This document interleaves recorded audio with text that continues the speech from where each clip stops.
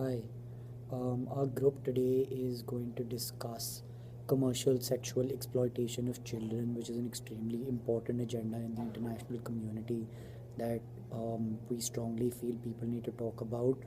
In doing this, I personally will be looking at what CSEC is with people and their awareness with regards to CSEC, and my fellow partners will be looking into how CSEC has psychological impacts on people and what guerrilla warfare and pimping mean. We hope you enjoy our series of videos about the same. Thank you. I'm going to be interviewing Brian Lee about CSEC today. He's a pre-Haas student at Berkeley. Brian, how are you? Hi, Ron. I'm doing well. How are you? I'm good, man. So I wanted to talk to you about this one thing called CSEC. Do you know what CSEC is? No, I haven't really heard of it before. So CSEC is this thing called commercial sexual exploitation of children. I'm sure you can put that into context now. Yeah. So what does CSEC mean to you? Like, can you define it in any way?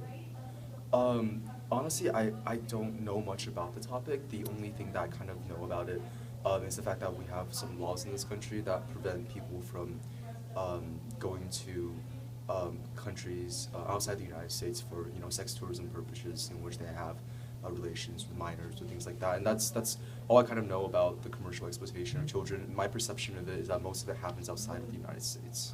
Do you have an opinion on it?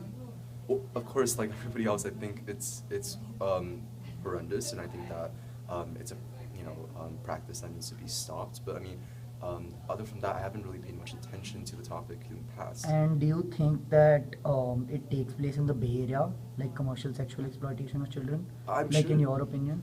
I heard a statistic the other day that there are more slaves today than there ever have been in the history of our species.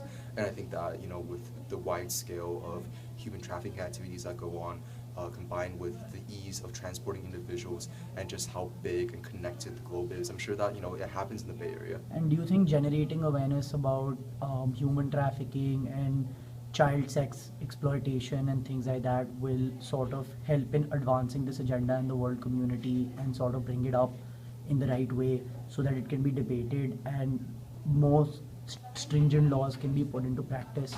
I think that there isn't much debate on the topic. What I mean by that is I think it can be really universally agreed that the practice is something that's bad, and most countries have an interest in outlawing it. I think that the desire to not exploit children is something that's universal across cultures. I think the biggest issue is how you really design laws or design programs to be able to be effective in combating the issue. Because, for example, let's say, like, take an example like Afghanistan. I know that this is a little different, but the United States has been trying to stop opioid production from that country for many, many years, and those practices have been ineffective, even though everybody seemingly is committed to the goal of reducing heroin production in the country. So I just think that, like, ultimately it's something, I don't know what it is. I haven't really studied the issue much, but I think that it's a matter of doing the right thing, not necessarily a debate about whether this would be good for our society or not. Okay, thanks a lot. Thank you. Of course. Elizabeth here is going to take a quiz on what a pimp is and how many types there are. So, what is a pimp?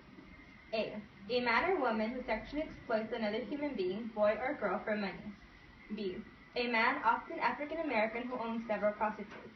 C. I'm not sure. A. How many kinds of pimps are there? A.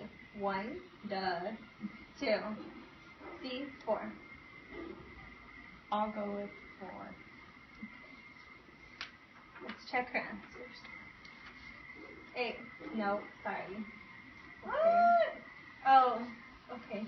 Wrong one. A. Correct. A pimp can be a woman or man, although most are men. Also, all sexually exploited persons are not only girls. Good job. B. Boo. Stereotype. A pimp can be of any race or ethnicity, and women can be pimps too. C. It would have been okay if you didn't. Okay. So, second question. A. No. B. Yes. C. No. So there are two types of pimps.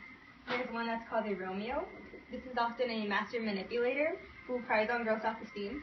So if a girl has a self-esteem, he'll likely approach them within 48 hours for runaways. Okay, fuck. Alright, we can edit that. Okay, save it.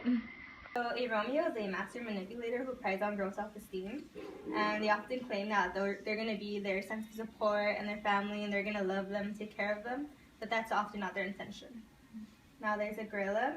He uses a very violent approach, and he often threatens them. He uses a lot of force, such as he can threaten their lives. Sometimes he can even kidnap them, and it'll be against their will. So, now you know. So, these sex victims are forced to endure psychological, social, spiritual, and physical hardships that can last their entire lifetime. Psychologically speaking, after being coerced into using sex, a victim faces lower self-esteem and insecurities that affect their future decades. This continues onto a social level as it leads to a victim having trust issues and building lasting healthy relationships very difficult.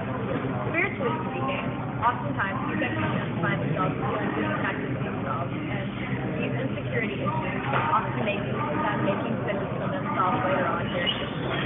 From a physical point of view, oftentimes these sex victims are forced into unsafe situations, which can of course lead to both pregnancy and STDs.